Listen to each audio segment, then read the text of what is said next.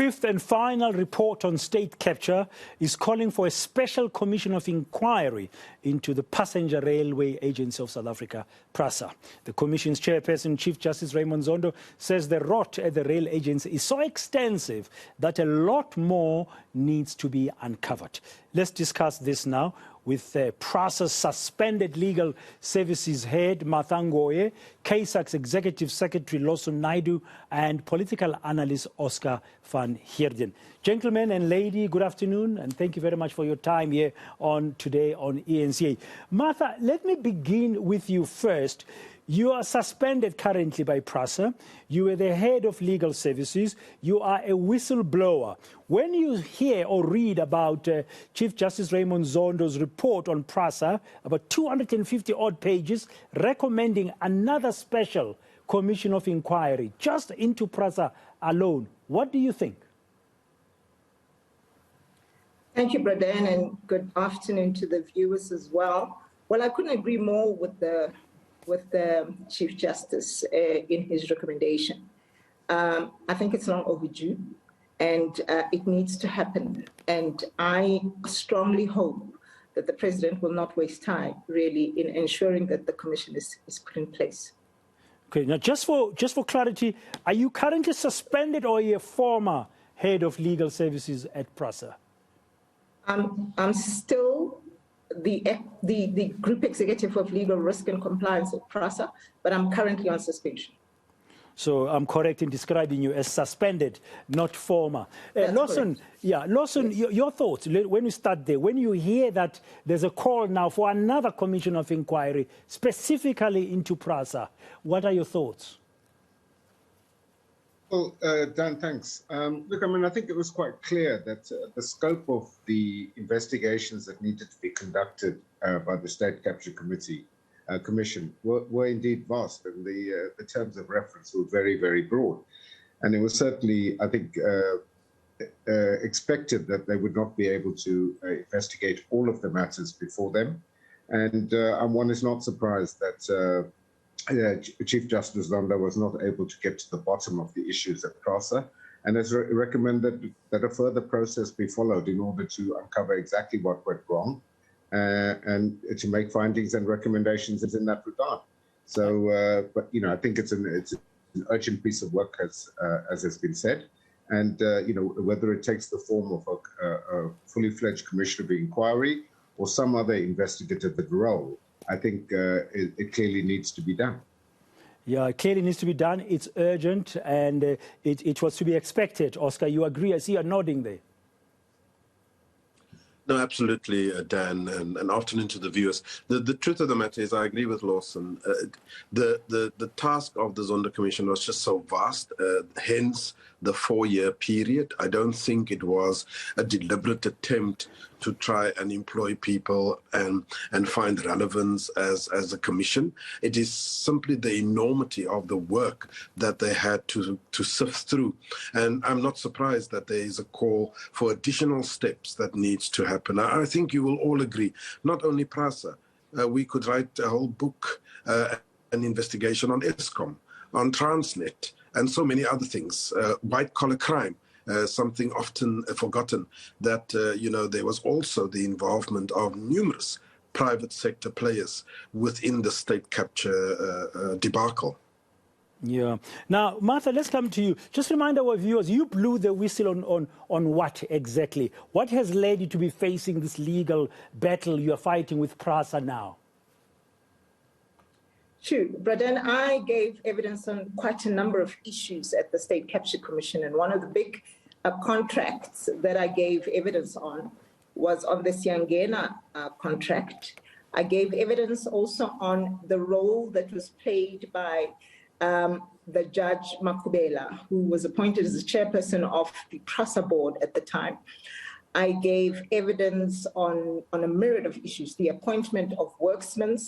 I gave evidence also, I was compelled to give evidence on the Swifambo transaction, following some of the evidence that was given by Mr. Lucky Montana. And obviously we needed to come back and rebut the evidence that he had given. So there's quite a number of issues that I dealt with the issue of advertising, the advertising portfolio at Prasa. I also dealt with the issue of a company known as Fence and Gates, which had given Prasa, a tender was given to Prasa for it to erect fences around Prasa's premises. I gave evidence on that. So there's quite a number of issues that I gave evidence on. Now, Prasa... I gave evidence also on the appointment of the appointment of the administrator at the time. So yeah, there's quite a number of issues. Okay, now all these matters would run into millions of rands, but I mean, I've seen that Prasa is now suing you in terms of a particular thing, one aspect of that, yeah? What is that about? Yes. Well, Bradan, I've been sued for an amount of 45 million rands arising from the particular contract with Fence and Gates.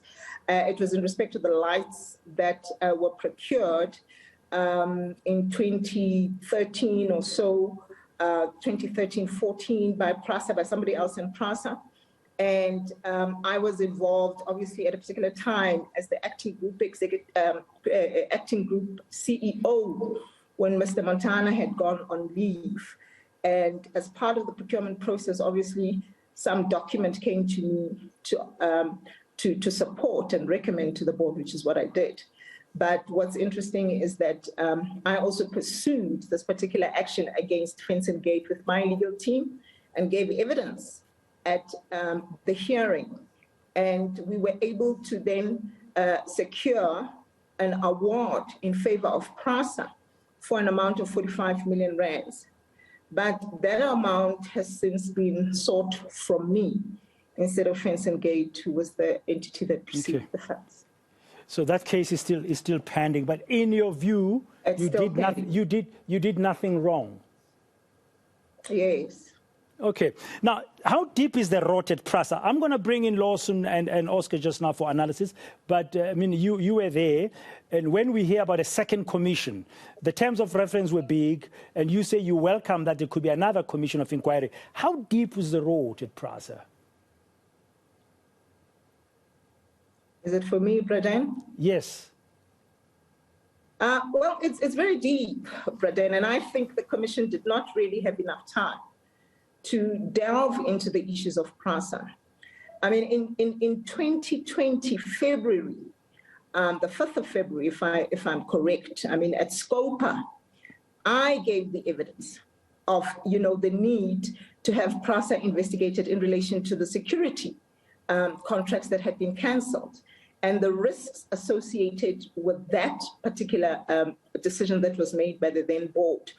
And to date, nothing has happened. And there was an undertaking that was given by Scopa, even at that time, to say a commission was necessary as far as Prasa is concerned. And nothing has happened, yeah. And nothing has happened then even since Scopa. Lawson, I was just wondering, it seems, just reading parts of this report on Prasa, and I tried to get hold of Popo Molefe, who was chairman at some point, when he said publicly he's not getting any political support. It seemed to have been some reluctance politically to deal with the issues at Prasa. Lawson? Well, I think it's not just at Prasa, Dan. If one looks at the report, one sees that finding from Chief Justice Zondo appears in numerous places where there was no political will to investigate allegations of corruption, whether it be at Prasa, at Eskom, or elsewhere. And the section on Parliament makes it quite clear that when Parliament was asked to look into various issues, it failed to do so until 2017, when 4 committees were tasked to look into issues at state-owned companies. But even then, the response from Parliament was not uniform. Some committees simply did not do what was required of them. So there was clearly, there was political resistance to engaging in uncovering the rot that we know set in at Prasa and other state-owned companies. But this is now the time for that to happen, and the Commission's report has given South Africa, has given the Hawks and the NPA, the ammunition to go out and investigate further, and to bring legal action in criminal cases where the evidence exists, and that's the next step that we now need to see being followed after the final report was handed to the president last week. Yeah, Oscar, one would have thought with the president's promise of a new dawn way back in 2018 that things would have been different. But even coming out of the state capture report, while he presented evidence there saying that he did try to do stuff, he didn't produce any evidence to show that he did try to resist when he was deputy president under Jacob Gedleyihlekisa Zuma. And now also with Prasa, he's found to be wanting. Yeah, no, absolutely, Dan. Look, the thing is that I think that this process of the State Capture Commission was a necessary catharsis for our young democracy.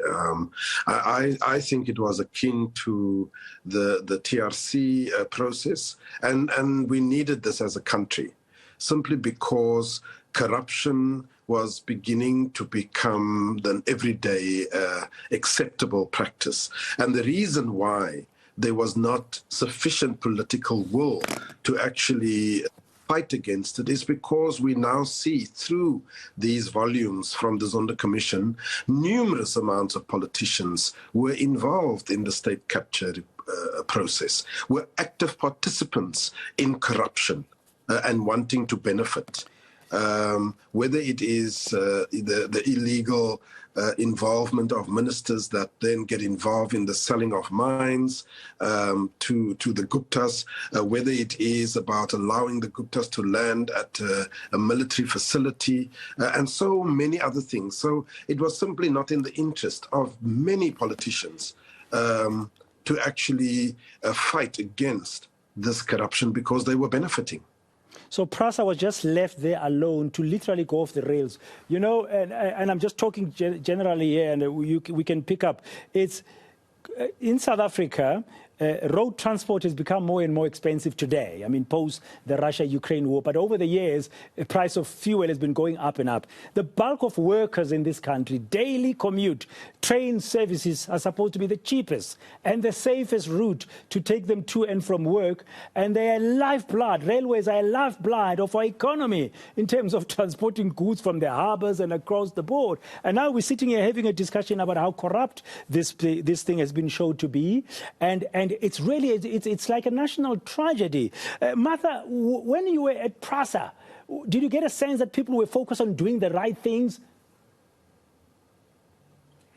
Not in all respects, Dan, to be honest with you. I mean, I think every other, authority that came through, the message was always be cleaning up Prasa. But as people that worked at Prasa, we could see what is happening. And we knew that things have not changed. A lot of things remained the same. So even though there were changes that were at Prasa, so I think that the employees were very certain and still are that a lot still needs to be done at Prasa and a lot still needs to be unearthed. So people would come in and say, here's a new change, here's a new leader, but the behavior would still not show that. Therefore, Prasa was just hurtling from one problem to another to the point where it was used as a vehicle to enrich some individuals. Yeah. Yeah, Lawson, constitutionally, I mean, if you hear the kind of a comment that leadership changes were made at Prasa, and we used to read about some of them in public, the state capture report is highlighting this corruption. I mean, what goes through your mind? I mean, what should happen with Prasa? It's a very important cog in our economic growth. Indeed, it is, Dan. And you've highlighted already how important rail infrastructure is in any economy, and in particular in ours. In a similar way, we're seeing the debilitating effects of state capture at Eskom playing out with load shedding across the country at the moment. But I mean, I think one of the issues that needs to be addressed and is part of the recommendations that the Chief Justice has made has been around the process by which members of the boards of state-owned companies are appointed, the process by which senior executive management at those companies are appointed, and to remove the political influence from those processes and to have independent panels that make those appointments free from political interference, and ensuring that people that have the ability to run these very large organizations are put in place and allowed to do so. And I think that's one of the recommendations that the Chief Justice has made that we need to take very seriously. Yeah, and that speaks to cadre deployment, Oscar, doesn't it? Because some people are saying, you know, out of the state capture, you can see, like at Prasa, people were put in there, and then there'll be favors expected or pressures put on them to deliver certain tenders for all kinds of dodgy organizations. Yeah, so I think that is one of the key subtexts that are coming out of the Zondo Commission, and a lot of people are taking issue with it. The ANC has on a number of occasions justified their cadre deployment strategy, but the truth of the matter is, on a number of fronts, we have found that the cadre deployment, if not done properly, if not looking at the requisite skills and in the individuals, then you end up with people that are going to mess us up. We look at, we look at Tom Moyane at SARS. We look at Abrahams that was at the NPA. We look at Dudu and so many others. Where at the end of the day, the courts found them not fit for office. The courts had to come into the fray and say, we are removing you. And so I think that there is some serious introspection that is going to be required from the ruling party with regards to cadre deployment. Yeah, Lawson, let's just talk about Prasa's thing, the recommendation for another commission of inquiry. You said, yes, you agree with Martha earlier that it must happen as speedily as possible. The country has been through a 4-year process. We were all engrossed with this commission of inquiry, costing us more than R1 billion. What should be different in your thoughts with it to make it effective? Because some evidence is there that possibly NPAs could act against, but there is more rot, as Martha tells us, there's deeper rot that the Zondo Commission, as you've said, could not really get into. What could a new commission of inquiry into Prasa, a special one, really focus on? What should it do in order to get the right accountability? Well, then, I mean, I think I would start by saying, you know, whilst the Chief Justice has made a recommendation for a commission of inquiry, we probably need to unpack that a little bit and to see whether another commission is necessary in the circumstances, or whether it should be an investigative body. So we have the investigative directorate that's been set up in the National Prosecuting Authority with a specific mandate to look at crimes related to state capture. And it may well be that it's the more efficient route to follow and get an investigative body like the ID to look into the Prasa issues, rather than have another commission, which then whose report will then in any case have to be referred to the appropriate law enforcement. So something better, something with more teeth. Whether it's not better simply to do that now. Yeah, something with more teeth rather than just another one where, yeah, I get your point. Oscar, are you agreeing with that? Yes, no, I do agree. I do agree. I think sometimes we think the answer are commissions. Commissions are very specific legal bodies with terms of references and so forth. I do think that I agree with Lawson. What we require at our state-owned enterprises, in particular, not exclusively, is some investigations. Some investigations into specific things. Martha has mentioned a host of them. In terms of what she thinks needs to be looked at Prasa. I'm sure that there are others that will say, if you want to really get to the nuts and bolts of what's going on at Eskom, these are the areas that needs to be investigated to deal with some of these organized crime syndicates. Okay. Martha, you as a whistleblower, I just want a brief answer to this before I ask you my next question around this new investigative approach that's being suggested that could be better than just another commission of inquiry into Prasa. As a whistleblower, I mean, I've interviewed others before, and it's not an easy life. when you've blown the whistle? Yeah. And how safe are you? How tough has it been? Very briefly. It's been very tough, Bradan. I mean, I don't even know where to start, but it's actually been very tough. I even came to a point where I actually didn't want to do any interviews because I just thought there's no help. We're on our own, and nobody cares. You know, it's yet really the president, tough. I mean, yet the president, yeah. Your daughter has suffered. Sorry. You're saying? Yeah, my daughter has suffered extensively with this process. I mean, she was writing matric last year. She had to go through it. She's at varsity this year. It's continuing. She's tired. She tells me every time, when is it going to end? She's had enough of this thing. And yet the president, when he welcomed... Financially, everything. Yeah, it's a stress. Sorry. And I was thinking the president then says he's thanking whistleblowers, but nothing is being done to give you support, not financially, not otherwise. Yeah. I think now, if there was another commission of inquiry of sorts, or let's say there was this investigative inquiry, I saw you heading, you were also nodding your head in agreement with Lawson and with Oscar. Would you go in front of it again to give more evidence? Would you participate in that investigative inquiry, Martha? And if you did, what will you be telling them? You didn't have time at the state capture inquiry. Yeah. You know, Bradan, I was hoping you were not going to ask me this question. Because where I am sitting, I'm actually very exhausted. I am tired. Initially, I had thought I would do it again. But, you know, with the treatment that one has received thus far in relation to us having been witnesses of the state capture, I don't know whether it's worth my while.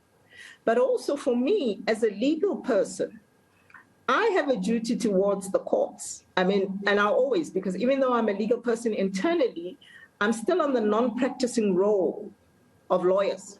And I have a duty to tell the court the truth. So if I'm required to do so, I do have that duty to come forward and say what it is that needs to be done and what the evidence is. But personally, you know, because of the suffering that one has gone through, I wouldn't do it. I mean, as I say, my profession is such that it compels me, you know, somehow to still participate in the process. Lawson, when you hear that, I mean, you yourself, you were in the liberation struggle, you were in the trenching, you're a freedom fighter, you're an activist. You hear this today from a young South African who's trying to do good, but they are exhausted because nobody supports them. I mean, what do you think, Lawson? Well, it's a sad indictment on our society, on our country, that whistleblowers are not given the support and protection that they deserve. And as you pointed out, Dan, you know, the president just said we should be grateful to whistleblowers. But what do we meaningfully do to actually show the empathy to provide the support that they require?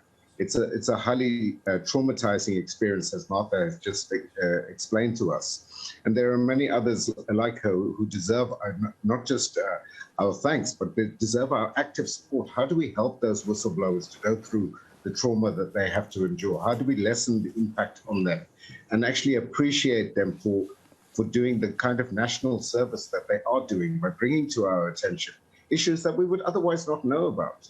So, you know, I fully understand Martha's reluctance to have to go through the ordeal yet again. But, you know, it's necessary, and we need to show the right kind of support for that and to provide the support that will enable Martha and the likes of her to come forward to provide us with the information so we can really root out corruption in our society. Without them, it's impossible to do that. Yeah, I wonder if Martha would change her mind if that support came through. Just listening to her and just watching her face, you can just feel the exhaustion and the pain and suffering she's been through. Oscar, it's not a good picture when you've got somebody like Martha at Prasa who's got information, went to the state capture of the Zondo commission into state capture, didn't have enough time. If you're going to pursue now, as Zondo is suggesting, another investigation, she's not sure. She's reluctant to participate. I mean, that's not good for us because we'll never really get to know the truth about what happened at Prasa. No, I agree. I agree with Lawson, and I understand where Martha is coming from. You know, it's all too easy to say we must become active citizens, but with active citizenry also comes responsibilities. And the truth of the matter is that the big companies out there, with all their lawyers and big money, can keep this going and weigh you down. And I do understand when Martha talks of financial drain, emotional drain, and so forth. And yes, it's easy for us to say she shouldn't give up. She must, continue with this fight. But I agree with Lawson. There are things that we need to do to try and somehow support emotionally and otherwise whistleblowers, particularly in your very huge SOEs or companies.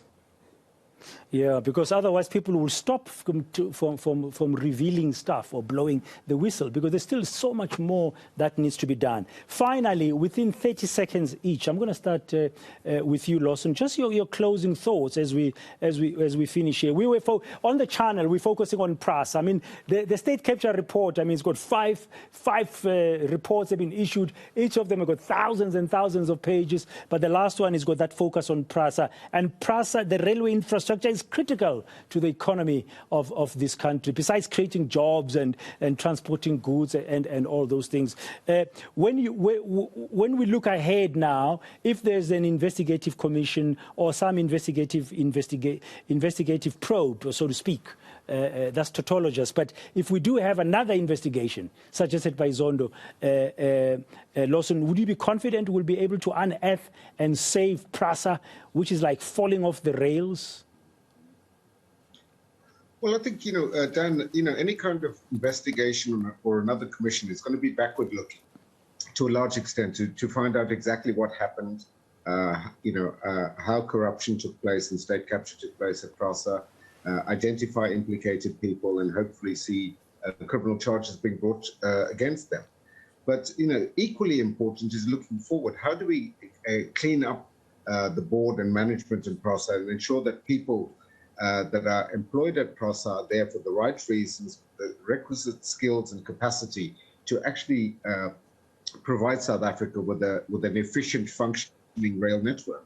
And those are the issues we need to focus on. We don't need another commission of inquiry to tell us for us to do that. I think the recommendations that Zondo has made in relation to other state-owned companies can probably equally be applied to Prasa. Okay, Oscar, very briefly, in half a minute. The state capture catharsis, Dan, for me, won't obviously eradicate corruption in our country, but I think it sends a clear message to all and sundry that we as South Africans won't tolerate it. We will hold people accountable, including former presidents. No one is above the law.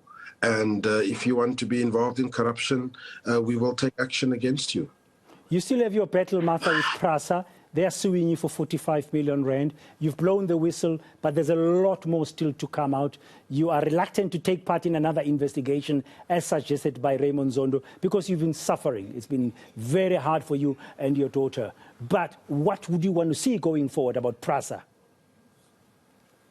Thank you, Dan, and thanks for this opportunity. Prasa has got to be saved. It's got to be saved. It's a very important state-owned enterprise. It services the poorest of the poor. And I believe that, the efforts that have been made around Eskom's, the likes of Eskom's, to give us information on Eskom and to protect Eskom, must be given to Prasa as well. So I believe that for as long as Prasa exists and servicing the poor of the poor, it cannot be overlooked and, just be pushed in the back burner somewhere. Okay. So I strongly believe that something's got to give. Yeah, thank you for your time. Thank you for changing your mind and giving us this interview today and being part of this discussion. And please keep safe. Hopefully somebody's listening and you can get more support, because we need to delve more deeper into the rot at Prasa. Thank you, Martha Ngoye, Lawson Naidoo, and Oscar van Heerden. They were with me this afternoon here, the panel discussion on Today on eNCA, as we were zooming in into Prasa, following the fifth and final report on state capture that is now calling for a special commission of inquiry into Prasa.